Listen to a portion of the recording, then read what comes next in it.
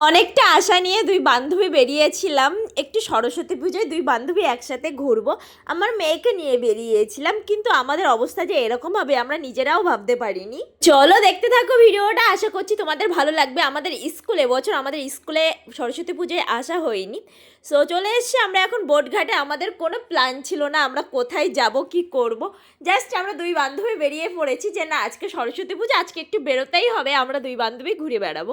এই জন্য উঠে বললাম টোটো যে ঘুরতে যাব কোথায় আর বসিরহাটের মধ্যে, ভাবলাম চল টাকিতেই চলে যাই। এখানে আমরা স্টেশনে এসে দাঁড়িয়ে পড়েছি ট্রেনের জন্য।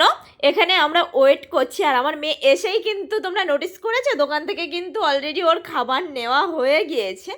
ও যে এত দুষ্টু করেছে আজকে আমাদের সাথে গিয়ে কি বলবো, এখানে ট্রেনে উঠে আর একটা চিপস কিনে নিল। মানে ও রীতিমতো যেটা দেখছে আজকে সেটাই নিচ্ছে। ও কি মাসির সঙ্গে এসে কি আজকে বেশি বায়না করছে। আমি আর আমার বান্ধবীতে এটাই বলছিলাম যে আমাদের দেখে লোক কি বলবে, আমাদের হাত তো ফাঁকাই নেই। তোমরা লাস্ট পর্যন্ত ভিডিওটা দেখো, তোমরা অবাক হয়ে যাবে। তোমরা কি নোটিস করেছো আমার বান্ধবী কিন্তু আবার চলে গিয়েছে ওখানে ফুটি নিয়ে আসতে। আমার মেয়ে মোটামুটি যেটা দেখছে সেটাই ওর লাগবে। আজকে ও এমন করছিল কেন আমি বুঝতে পারছি না। তো চলে এসেছি টাকিতে। এতক্ষণ পরে মনে হচ্ছে যে না আজকে সরস্বতী পুজো, আজকে সবাই ঘুরতে বেরিয়েছে, সবাই শাড়ি পরে কত সুন্দরভাবে রেডি হয়ে এসেছে। আর আমি আর আমার বান্ধবী বলছিলাম কী রে সবাই তো আমাদের দিকেই তাকিয়ে আছে, আমরা কেমনভাবে চলে এসেছি। সো আমার বান্ধবী বলছিল যে তুই মেয়ের মা, আমি মেয়ের মাসি, এটাই আমাদের পরিচয় রে, আমাদের অত রেডি হওয়ার দরকার নেই, আমরা বাচ্চাকে ঘুরতে নিয়ে এসেছি। তোমরা দেখো, জাস্ট আমি আর মুখে কিছু বলবো না যে আমার মেয়ের কী কী নিচ্ছে বা আমার মেয়ের কী কী লাগবে। সো আজকে আমরা দুই বান্ধবী এই জিনিসটা বেশ এনজয় করেছি আমার মেয়েকে নিয়ে, যে ও এটা লাগবে এটা লাগবে বলছে আর আমরা এনজয় করে ওকে সেই জিনিসগুলো দিচ্ছি। সো অনেকেই বলতে পারে যে বাচ্চার কিন্তু এত ডিমান্ড পূরণ করা ঠিক না। সো আমি কিন্তু সবসময় ডিমান্ড পূরণ করি না। এখানে একটা পুজোর দিন একটা জায়গায় এসেছি, হ্যাঁ ও চাচ্ছে আর আমরা না আজকে এনজয় করে দিচ্ছিলাম যে না আজকে যে ওর সাথে ও যে পুজো একটা ব্যাপার আছে, আমরা একটা জায়গায় ঘুরছি, ওর আনন্দ করতে এসছে। আজকে আমরা মন থেকে ঠিক করেই নিয়েছিলাম যে আমার মেয়ে যা যা চাবে সেগুলোই দেব। কারণ আমার মনে হয় স্যাক্রিফাইস জিনিসটা কি, এই জিনিসটা যেন আমার মেয়ে না জানে। আমার মেয়ে যখন যেটা লাগবে তখন যেন সেই জিনিসটা আমার মেয়ে পায় অন টাইমে। আমরা তো জীবনে অনেক কিছুই স্যাক্রিফাইস করেছি, কিন্তু আমি চাই না যে আমার মেয়েও স্যাক্রিফাইস করুক।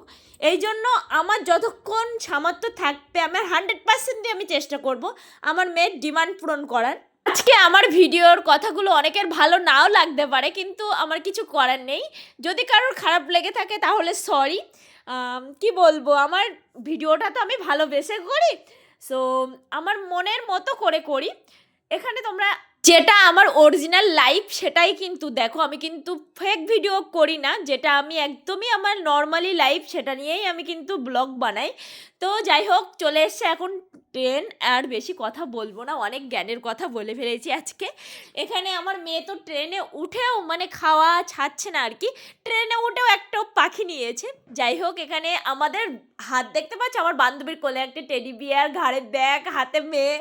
যাই হোক চলে এসেছি আমরা এখন বসিরহাটে। বসিরহাটে চলে এসে তারপরে ওখানে দাঁড়িয়েই নিয়ে একদম চলে এসেছি আমাদের হাজরাতলার এখানে এসে ফুচকা খেয়ে এখন যাব বাড়ির দিকে। আর ভালো লাগছে না, অনেকক্ষণ বেরিয়েছি তো, সেই আমরা বেরিয়েছি প্রায় 2:30-এর দিকে আর এখন প্রায় 8টার মতো বাজে।